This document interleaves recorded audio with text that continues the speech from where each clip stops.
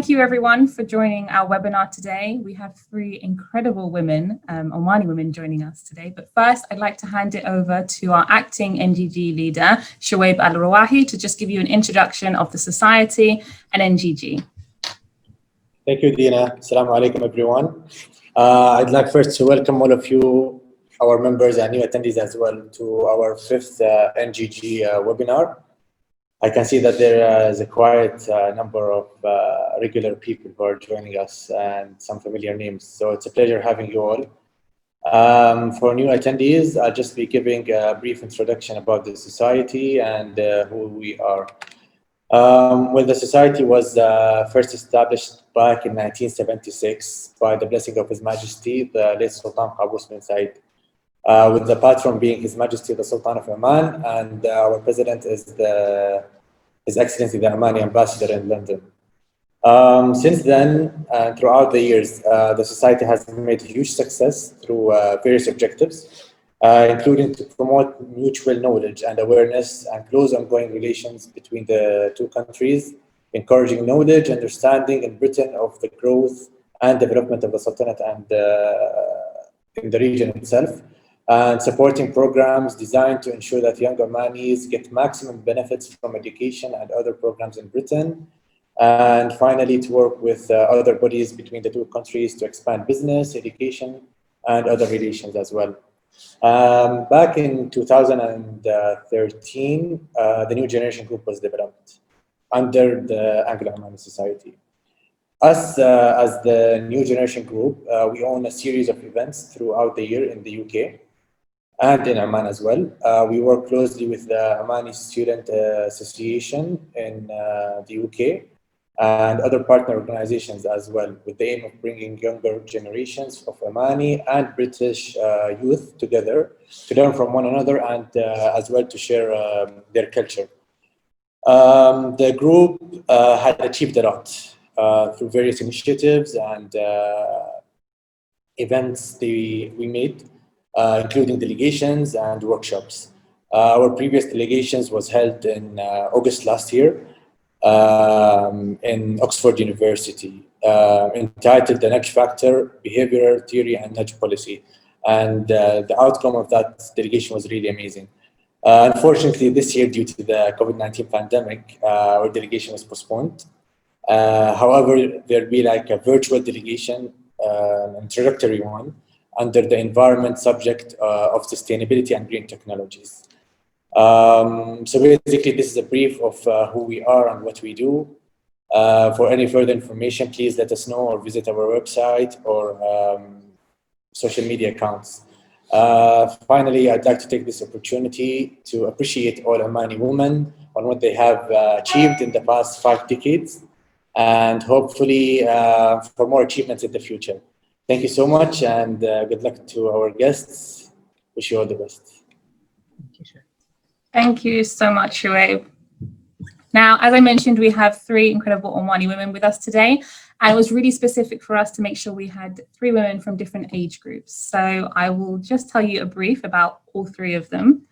Firstly, we have Honourable Dr. Badria, who is currently the Vice Chairperson of Oman State Council in its 7th term. She holds the position of Director of Centre of Preparatory Studies in Sultan Qaboos University, as well as an Assistant Professor of Applied Chemistry in the Department of Chemistry since 2005. Her exceptional working career with PDO started back with PDO in 1994 as a concept engineer upon her master's and PhD. She rejoined PDO as a senior concept engineer and then as a lead concept engineer. With all the knowledge she built there in this sector, her remarkable academic progression went into Sultan Qaboos University, where she began as a consultant and part-time teacher in the chemistry department. We then have Thuraya Al-Ta'i, who is an inspiring communications professional and leadership mentor working with BP for nearly a decade. As the company's communications and external affairs manager, she serves as the public relations, events and social investment strategist, responsible for maintaining a robust brand identity for BP in Oman. Focusing her efforts on campaigns designed to maximize organizational goals, Thuraya is part of a team that has overseen the creation and development and deployment of a branding, communications and external affairs strategy for BP's prestigious Block 61 gas field, Khazan and Khazia.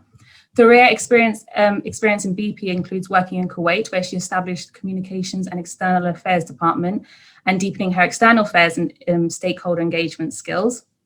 Prior to joining BP, Thuraya has worked in a similar capacity with renowned industry names such as Oman LNG and Taraji Oman. Thuraya has also recently been elected as Board of Directors of Outward Bound Oman. And then lastly, in our youngest speaker, we have Nouf Al-Ajmi, who is contracted project manager in the Institute of Capability Development, Diwan of Royal Court. She is also the founder of Lumi, co-founder of Shabab X Collaborative Community, the advisory board member of the National Youth Programme for Skills Development and member of the Omani Business Forum Diwan of Royal Court. Nouf graduated with a Bachelor of Science in Business Administration, specializing in management of organizational behavior and marketing. She worked across multiple industries, focusing on digital transformation with organization and the Sultanate, promoting lifelong learning and preparing a future-ready workforce that is able to exploit the 4IR opportunities and the new economy sectors. Whew, that was quite a mouthful. And that's what makes them so amazing. They have so much to offer, and I feel like I need to go relook at my CV and add some things to it now and do some more. But first of all, I'd just like to let everyone know that in a non-traditional kind of webinar format, I'd like to make this more interactive. And so I'm actually going to be doing it almost like a Q&A panel style, and I'll be asking a couple of questions to each of our speakers in a random order. But as I ask my questions, I'd really appreciate it if our guests could also just pop in some questions in the Q&A part so that we can get asking those sooner, so you can really interact with our speakers today. So my first question goes out to Dr. Badria. You have achieved so much, especially coming from a generation of people who maybe didn't envision women to be in such high places today. If you could highlight briefly on what you have done that maybe I didn't mention already, that would be amazing. But most of all, could you talk us through who you viewed as your inspiration growing up, as there were less influential Omani women back then? Who did you have, and kind of what fueled your drive growing up, Dr. Badria? Thank you. Let me first thank the Anglo-Omani Society for having us in here as their guests in the webinar. I really appreciate Shaib's introduction and your introduction, and I appreciate my colleagues in here, Nouf and Thuraya. I need to know which of you is Thuraya and which of you is Nouf, but as the conversation progresses, I guess I will know because you look alike on the screen. Right. Thank you very much for the introduction. I have nothing to add on what you mentioned about me. I mean, there are no much of details. You've just given the highlights, which is fair enough for everyone.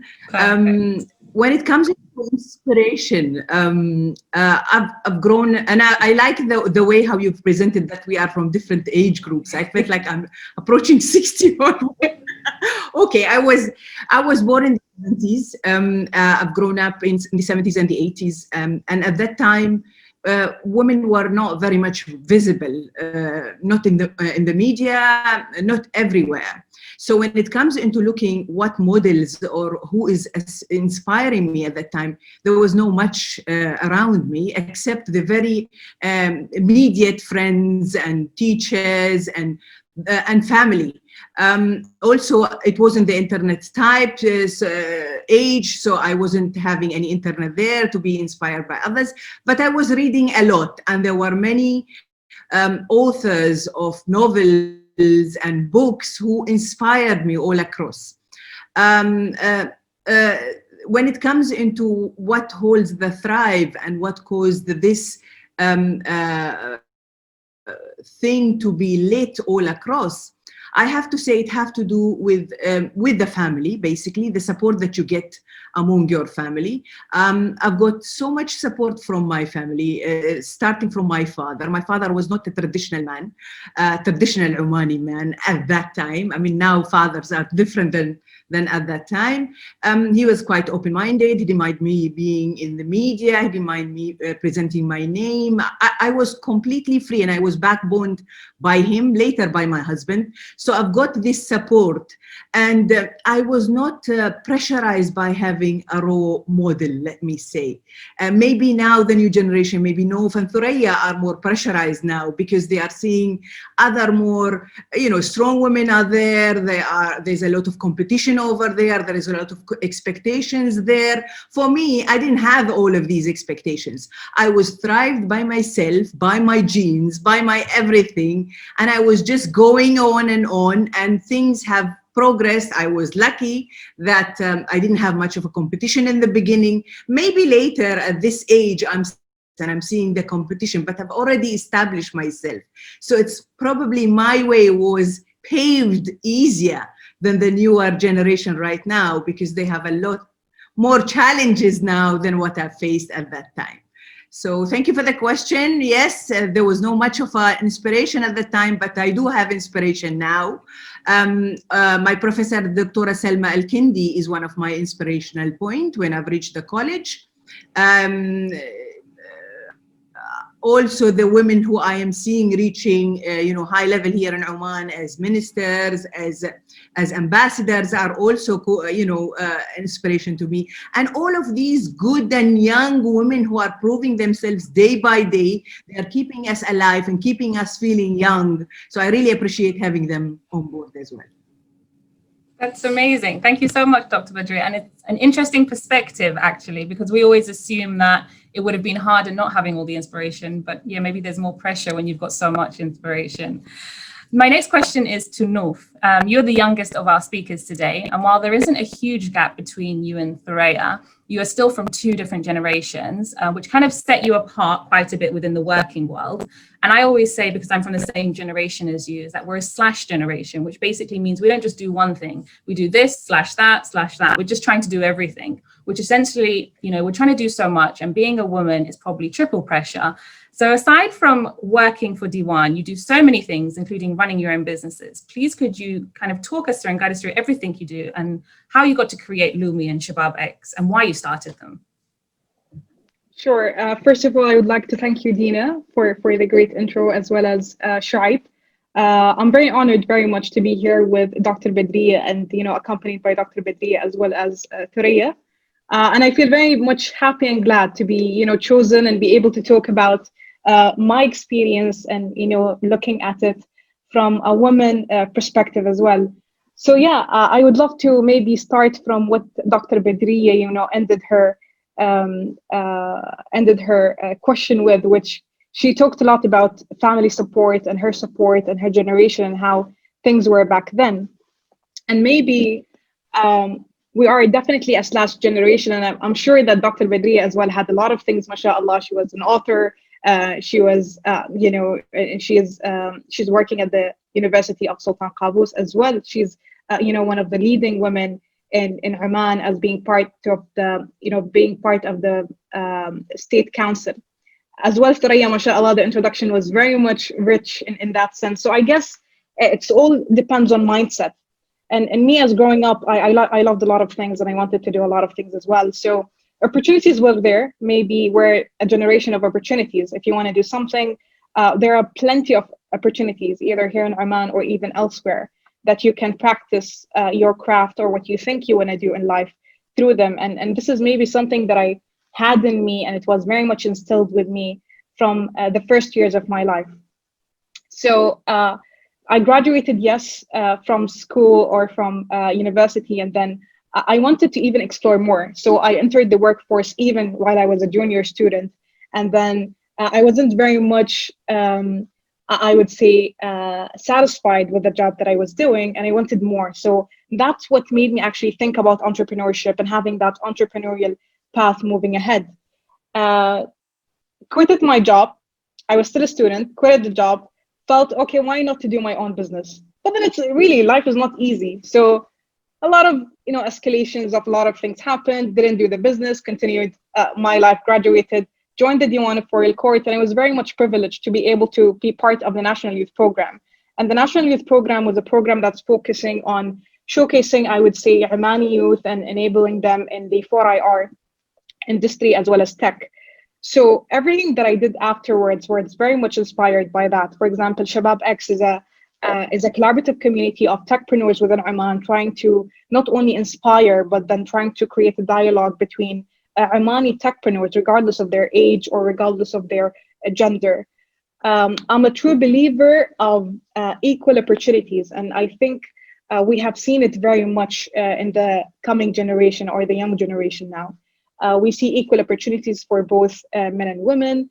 We see a lot of empowerment and a lot of even, I would say, support and trust in our generation, and even the previous generations as well.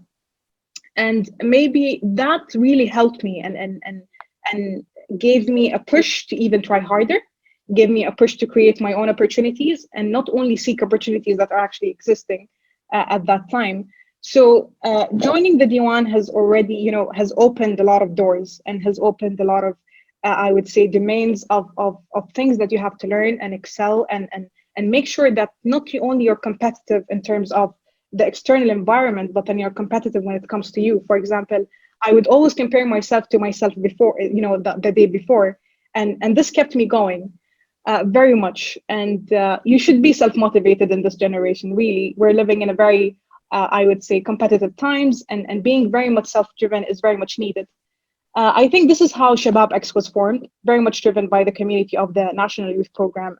Lumi was, I would say, something that as well was driven by the National Youth Program, because we were supposed to, do our own startups. And I had that entrepreneurial spirit, I would say. So I wanted to have your own business. It's a dream, whereas millennials, we're always seen as, the people who would create the next unicorn, and then the next unicorn would be sold with multi-billions and multi-millions. And who doesn't want to be a billionaire at the end of the day, be your own boss and so on and so forth. So I think that big dream, not only mine, by the way, a lot of people, and it's marketed and there's a buzz around it. So I really thought that I had a lot to share. Working was something, being part of a lot of initiatives was other thing. Having the time and having the ability to give and learn and observe as much as I can in my early 20s was something that I wanted to do and capitalize on the opportunities that I have. So it was all driven by that. Being a person who's driven by opportunity, being a person who's driven by value, being a person who's driven by how can I be better, and how can I not only be better myself, but then even include other people and be very much inclusive of everyone in that journey. So I guess it's a journey. I'm enjoying it at the moment. It's, you have a bit of struggles, but then all in all, it's great.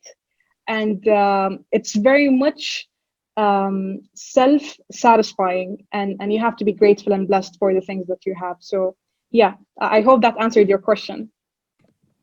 It really did answer my question and a whole lot more. I feel like you just gave us all the motivational speech we needed to hear. Okay, Thank great. you, Noor. My next question is to Thoraya. You're currently the only female in BP Oman's leadership team. Firstly, could you briefly walk us through what the leadership team is about? And with that, do you feel a sense of responsibility to lead other women better and with more understanding than maybe men do? And have you noticed and maybe experienced resistance when you are leading men? Thank you very much, Dina. Thank you also to Shuaib and the New Generation Group and AOS for hosting us. It's a pleasure to be amongst you all this evening. Let me start with talking a little bit about the leadership team, as you've asked, and what it represents. It's a group consisting of heads of functions or highest managerial level from each department, who look over the strategy of the company, the vision, the plans, and discuss also decisions and make them. We also allocate time to focus on people and their development and their well-being. And, being currently the only woman and the first Omani woman is indeed a big responsibility that I take on my shoulder to ensure the women's voice is heard, but also that I make a good representations of women, of the working women within that group. Secondly, I want to also ensure that there are opportunities to pull more women, more of the working women into that space, and bringing them back to join me so I'm not the only one anymore. And I must say, in BP, my experience coming into the leadership role, I faced no resistance. In fact, I felt very welcomed. I felt that everyone is excited to having me. both Omanis or expats. And the same goes for the men who I am senior to or who I am leading. The support I get from my colleagues is overwhelming. They really do make an effort, and they really do make me feel empowered, valued, and appreciated. Thank you so much for that, Thura. No, that's really, really nice to hear, and I think a breath of fresh air as well. Dr. Badria, so kind of leading on from Thorea's question, do you believe that all organizations need a female leader as well as a male leader at the top? Being at the top, have you noticed differences and similarities in how you lead compared to how your male counterparts lead? I mean, if you come, it actually opens a very, very important subject, and in this subject, you can discuss it until the end, and you can't finish it, which is leadership of females versus males. And you've asked me about my own personal experience. When it comes into my own personal experience, I have more or less similar experience to Thoraya. I didn't face much of an, obstacles during the way. I had support with all of the men that I worked with. I wouldn't consider here and there, problems as obstacles, but overall, I've had encouragement all across. However, this is not very much supported by research. And the research is based on a bigger pool of women, more than me and Thoraya. I mean, and when I talk about research, I talk about international research rather than, based on perception or anything. If you've looked to some statistics, let me just highlight some statistics. Women in the world, they are actually 40% of the workforce, and this is by the World Bank review. They are 40% of the workforce in the globe. So they are almost approaching the 50% of men. However, when it comes to higher positions, higher managerial positions, whether it's intermediate or high roles, it's only 35%. In Oman, for example, in the public sector, because I don't have the information, there's no much statistics about how much women are there in the private sector, but in public sector, women are only 22% in the managerial positions. And it's said in research that women are really struggling to reach the higher level of management everywhere, not only here in Oman, but it's everywhere. And they've referred back and they stated this is because of the biased perception of all employees, including women, other women as well, that women cannot really achieve, or they don't have enough competency for the very high roles within a company or an institution. And it's quite contradicting, because there were other research which is stating what competency females are having and males are having in certain corporate institutions, and women actually were winning the competencies over men. So they do have the competencies, but it's the biased perception that we cannot get rid of. And it is from both parties. Now, if you ask me what is the reason behind this, I would say there's a contribution of us women towards it. Because research also proved that women are not confident until they reach 40. They are more confident after 40. They are actually exceeding men when they are 60, which is retirement age. So they actually reach the confidence towards going for very high positions later in stage. This is not negative in a sense. It could be taken that they take their time to gain the expertise more than men. They are not rushing into managerial positions, but they are gaining the expertise, and they reach there when they are really ready for it. So they will have the competence, but we don't want to be really, really late towards it. So we don't want to contribute towards it. In Oman, for example, 81% of the workforce in Oman, they are under the age of 40. Means those who are above 40, they probably lose it and they leave. So if you are going to gain confidence when you are above 40, but you are leaving when you are 40 and above, that means we are not achieving, basically. So we have some contribution towards us not reaching there in the higher levels. And we have to work onto this misconception of women not being able to handle an institution. That's something that we need to break. We need to break the barrier towards that. And that, I'm sure we can do it. In my case, I don't know why, I think luck was there as well, but I've managed my way all across, had very few instances of resistance from my colleague men all across, and also other colleagues. So I didn't really face much. When I was in PDO, I was almost the only engineer in Marmul team, two engineers, two female engineers, I have to be correct in here. We were the only ones in the whole South Oman in the concept engineering. And despite the fact we actually managed our way very nicely with our colleagues, with men, despite that we were the only females, and and it was a new culture for us as well, because we are coming from an Omani society where this was not really easy, but we've managed it and it was very fine. So maybe for our generation, it was a little bit easier all across, and maybe for Thuraya as well, it was easier. But how far we can go, that's my question to Thuraya. Can we go up there to the CEO level? Can we go to the jobs which are now completely distinctive for men? That's everywhere. I'm not talking about Oman only. It's everywhere. How we can break this? How we can make it happening? I've made it. Can everybody else make it? And can I make even more? Can I actually challenge myself and make even more and reach where nobody reached? Why not? Wow, thank you, Dr. Badria. That is actually a really good angle and perception of it. No, thank you so much for that. And I think that's food for thought for everyone right now. So please do ask some questions and keep them ready for Dr. Badria to answer. Thuraya, have you experienced imposter syndrome in your career? Although you work in a team which has 6 women out of 8, have there been times that you felt that you were not good enough and were led to believe that maybe your male colleagues were influencing your abilities, or even maybe your female colleagues?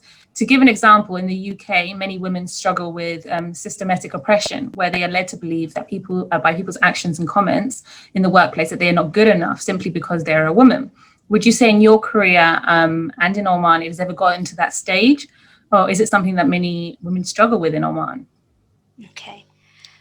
Very interesting question, Dina. So yes, I am very fortunate now to lead the team of talented and magnificent individuals. Both men and women in the team are very hardworking, cooperative, and very energetic. And I enjoy working with each and every one of them. In terms of feeling oppressed as a woman, I did feel that in my early career. And I am someone like Nof, who actually worked part-time when I was a student. And I trained in the US after graduation for 1 year. So my experience started way back when I was a student, and then before coming to Oman. And then when I came to Oman, I almost now have like 15 years of oil and gas industry experience. So yes, many times I did feel that I'm not given the chance, and I questioned myself and I asked why. Could it be my skin color? Could it be my age? Could it be gender, ethnicity, how I dress, or how do I carry myself? That was also a question, because, that creates a perception, and both here and abroad. But truly, as years gone by, I realized that asking myself these kind of questions was what was holding me back.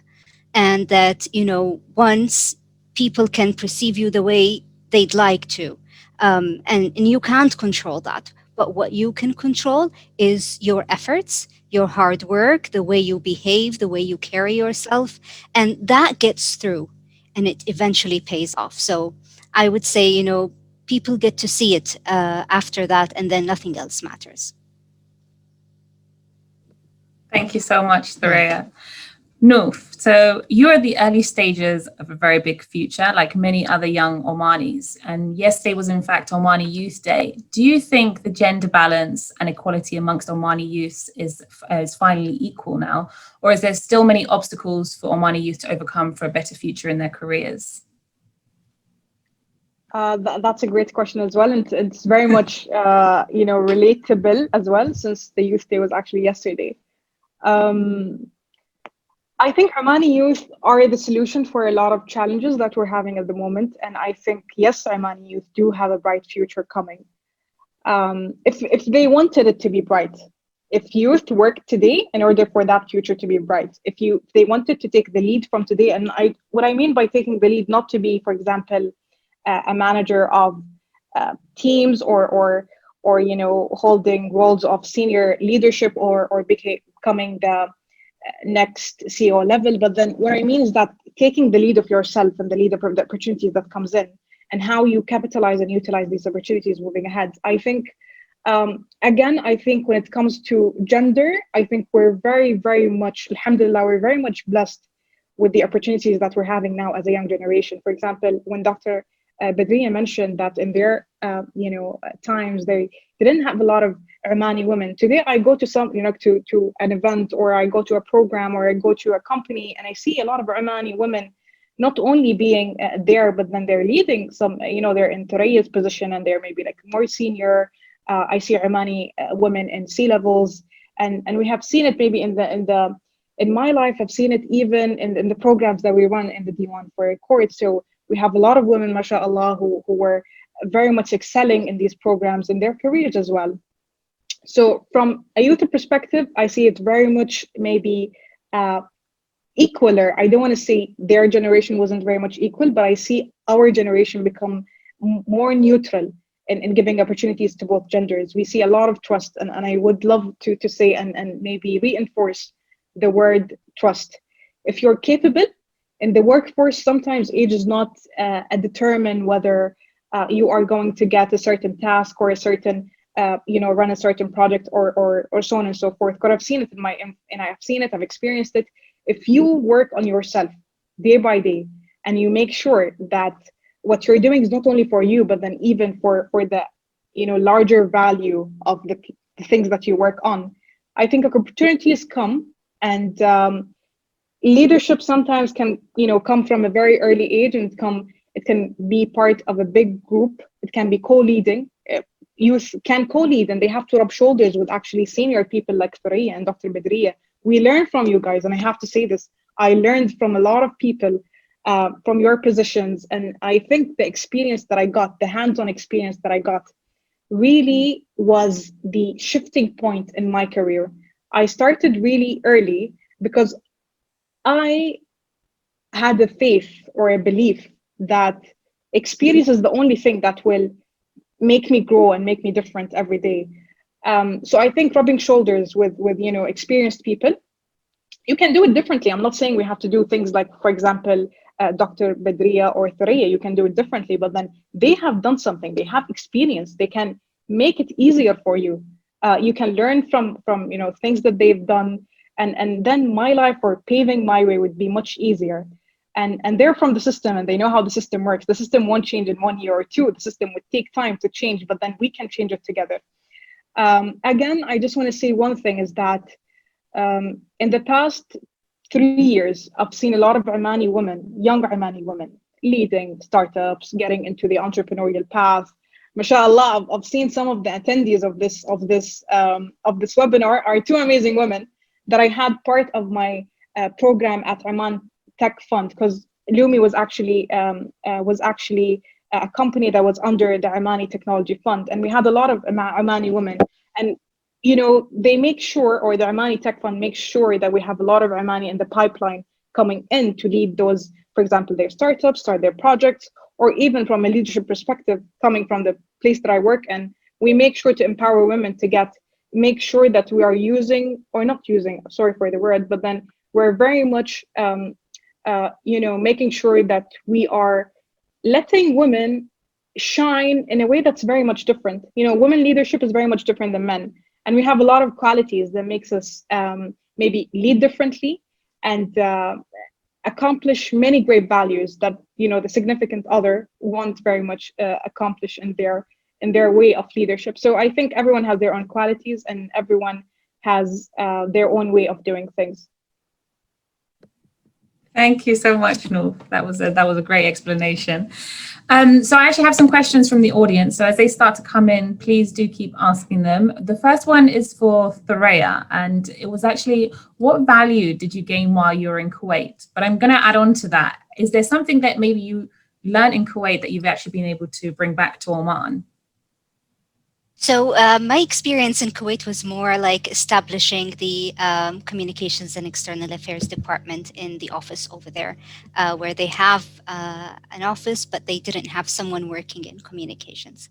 And there I learned a lot about building relationships and about how to engage with others, with stakeholders, with the staff, with partners, and how you work with them.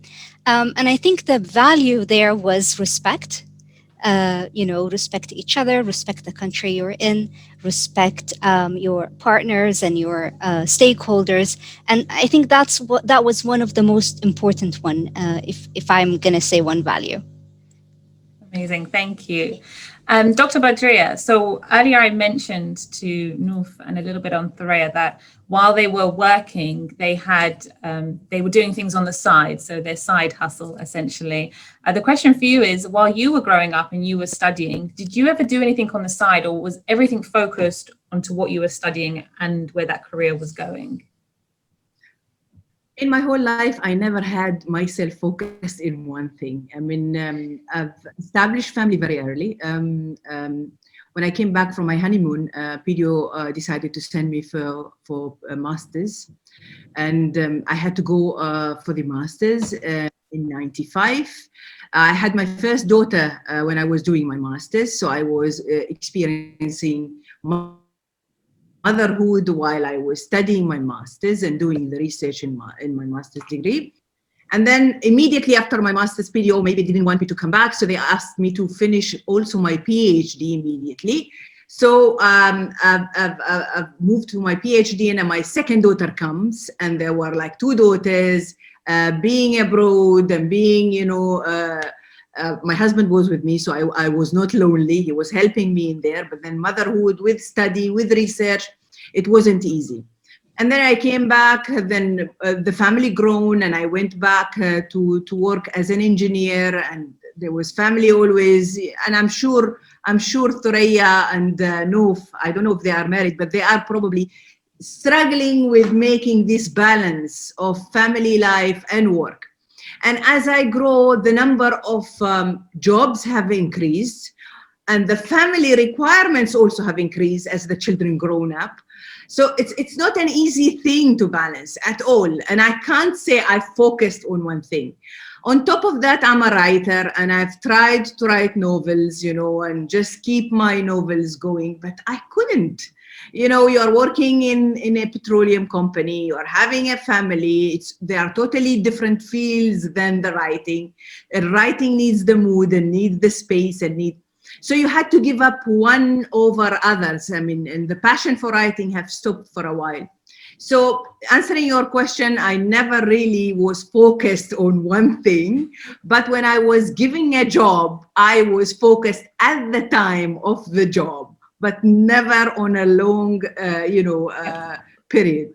Thank you. I think this question could probably go to any of you, so I will say it first. What messages do you have for a young man? How can they help spark positive change? And what messages should we be giving out to our sons? That's an interesting one. I don't know who wants to answer that one.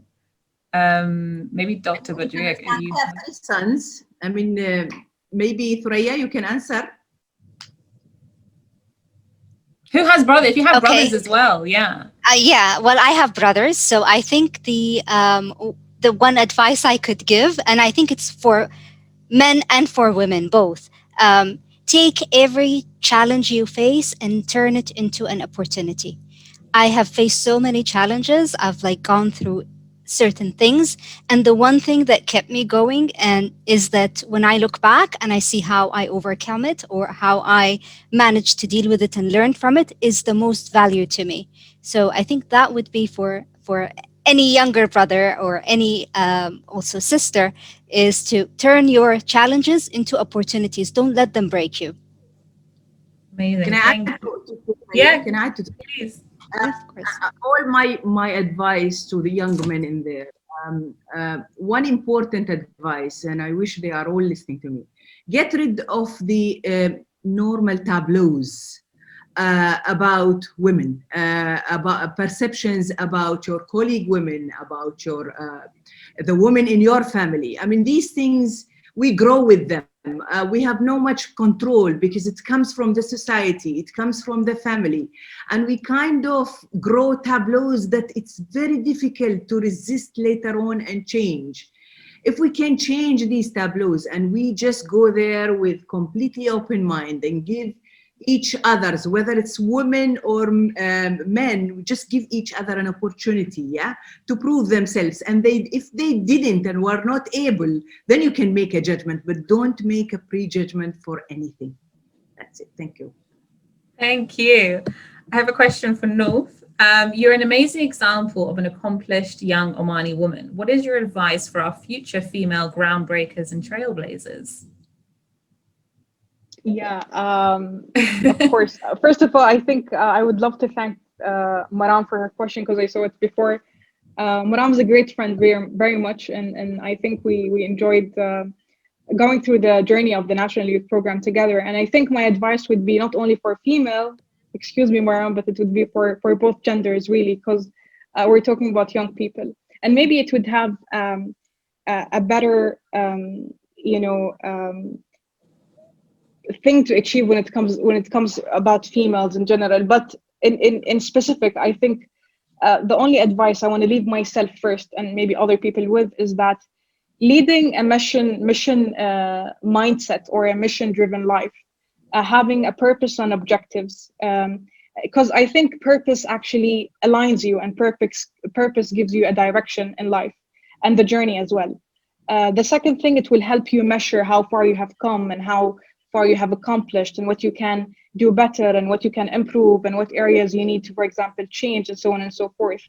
I think with the mission mindset, you will be driven by accomplishment and achievement, and which is not very much bound by time or organization or a place or a location or people or a domain. It will be definitely bigger than that. And I think you will be able to realize that everything has a start and an end. By that time, even your professional life would become a journey, and everything that you would do would become a journey as well. Navigating from a mission to another, and this is something I would take as something advice I took from my mentors as well, is navigating from a mission to another. You will not be anchored to a position or a domain or a job title or anything. You would always be seeking that other opportunity that could add value, not only to you, but even your surroundings. So that's it. I think leading a mission-driven life would definitely be something that we all, or at least myself, would love to have. Amazing, thank you. I think this question is probably more aimed at Thoraya, but what would entice an Omani woman to want to work in the private sector more? And actually, I might add on to that, is there a higher percentage, if any of you know, of women working in the public sector more than the private sector, or vice versa? Yeah, well, for me, what drives me and what made me look into the private sector is the exposure opportunities. So I think that, working in an international oil and gas company, or currently we call them energy companies, it gives me the exposure, it gives me the opportunity. I can interact with people across and around the world. Yes, it may be longer hours. Yes, it requires some work. But it gives you a lot of good contacts also. It builds your character as well, because you get to network with a lot of people, you get to learn a lot, and you do get that exposure opportunity, as I said from the beginning. Amazing, thank you. This is actually, someone's asked a question. It was a question I had too, but I thought it would be too normal if I asked it. It's for Dr. Badria. At what extent does motherhood conflict with your career? But I want to add on to that. Have you ever had to make sacrifices between motherhood and your career? You have to. At one stage, there's no superwoman out there for sure. You can do a lot from one woman to another. We differ on our priorities, and we have differences in that. But what my advice for every woman over there is, look for very supportive partner when you are establishing a family. If you are a very ambitious woman and you have high plans, then you have to have someone who's supportive, someone who will always be there with you when you are, upset and when you are down. And when it comes with the family, he will also help with the family.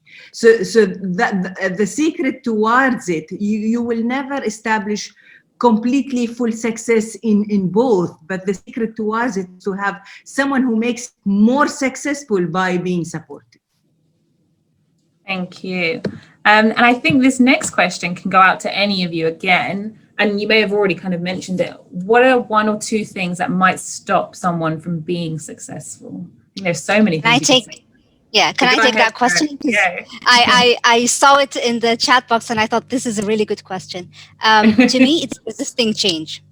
So if you resist change, if you face something and give up, that will hinder your progress. I've learned along the way that if you embrace change, and you're flexible and you're open to it, it's always a good idea because you just kind of adapt and you kind of progress with it. And it also gives you a chance to see when something comes your way and you don't want it, like a change in your boss, for example, changes, or your colleagues or the department, whatever that change is.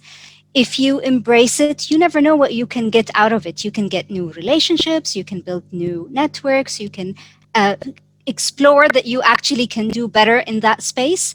But resisting always kind of puts you in like that dull corner, and you end up unmotivated and can't move on. So I would say embrace change would be the one thing you should do.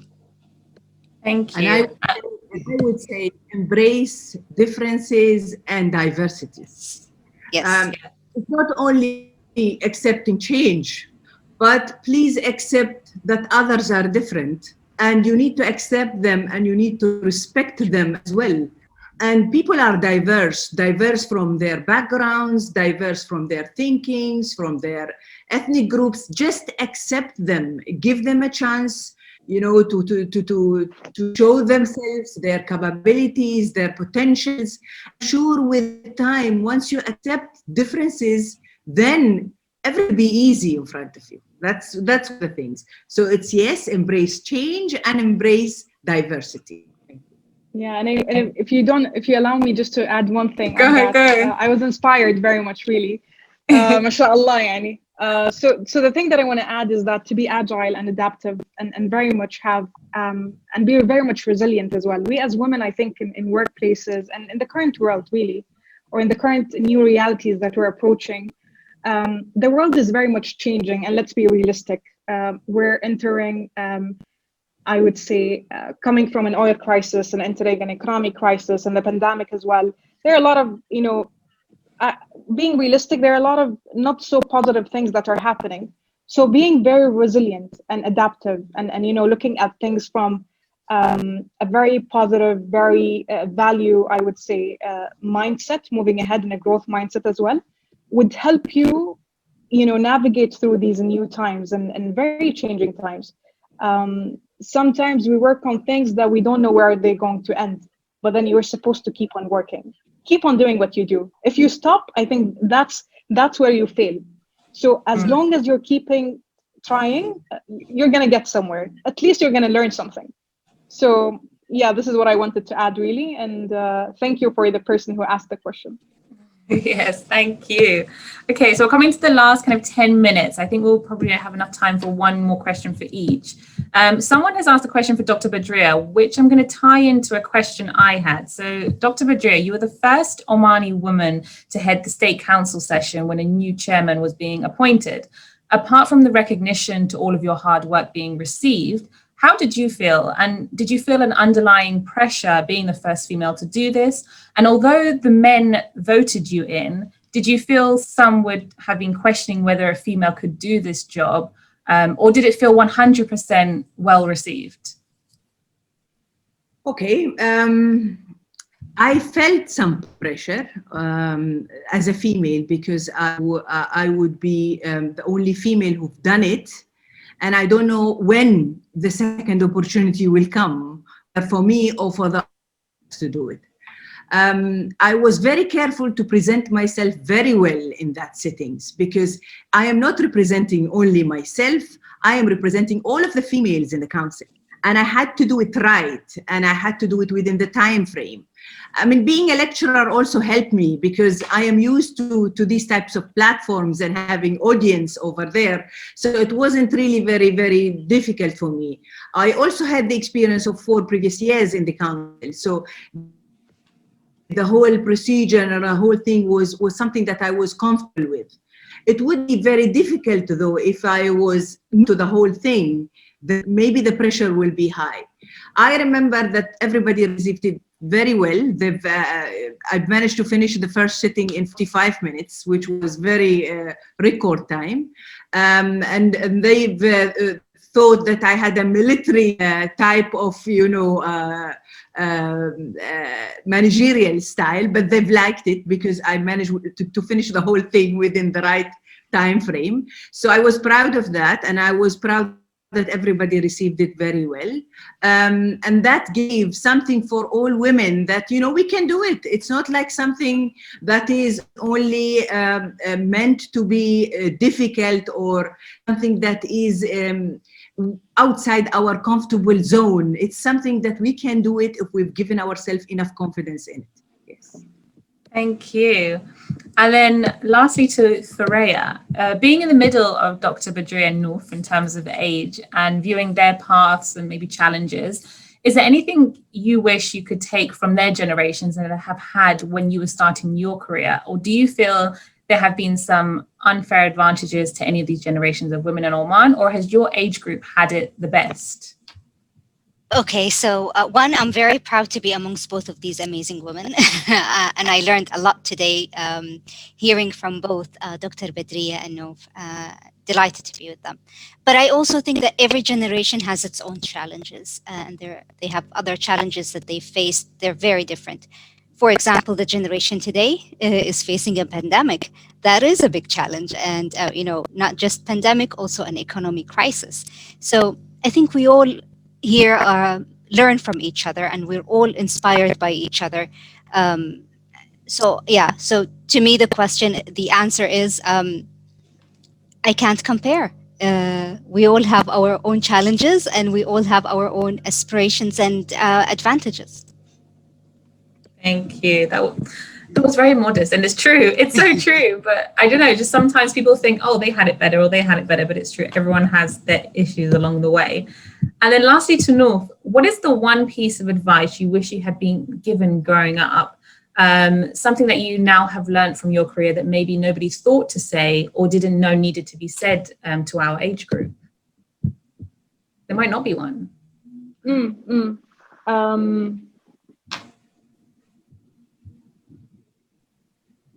Yeah, I didn't prepare for this question because I thought there was no really something that I wanted someone to tell me. But then if something I would love to tell people, something that I got very recently, and I think it really very much helped me, is that constant feedback in work and people that you work with or people you work for is very much important. Coaching, life coaching, business coaching, career coaching is very important as well. We need to let someone give us advice on ourselves, because we tend to view ourselves as if we're doing everything perfectly, and it's human nature, by the way. As much as you can, put yourself in a different box and let people tell you what you're doing not so perfectly. That would be really good for you to reach a higher level of what you're trying to do, and it will even save you time in accomplishing things faster and better and more effective as well along the way. So I think coaching and usual feedback is very much important. Amazing, thank you. Well, thank you to all of our speakers, Thuraya, Dr. Badria, Nouf. I'm so happy that I had you all. It's been amazing. I had a bad morning, and now I just feel like so motivated, like I can carry on the rest of my week. And I hope that's inspired all of our guests that have joined us today. I don't know if anyone has any final words, but I'm so grateful to have had you, and thank you all three of you for coming. And if anyone has any more questions for them, I can always take them. And this webinar has been recorded and will be uploaded to YouTube and also into a podcast format as well. So really excited for that, so we can spread it on to others. But thank you. Thank you. Thank you. Yeah, thank you very much, Dina. It was a pleasure. Thank you.